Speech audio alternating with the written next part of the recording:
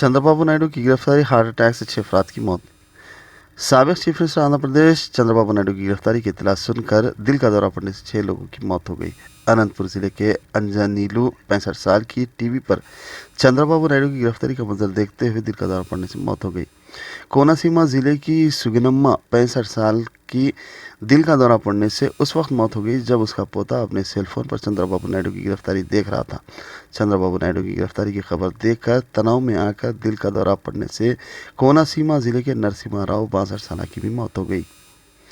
विजयनगरम जिले के आरपाटेथेली 67 साल की चंद्रबाबू नायडू की गिरफ्तारी के खिलाफ एहतजाज करते हुए दिल का दौरा पड़ने से मौत हो गई। कृष्णा जिले के कोडाली सुधाकर राव 60 साल की टीवी पर चंद्रबाबू नायडू की गिरफ्तारी की खबर देखते हुए दिल का दौरा पड़ने से मौत हो गई।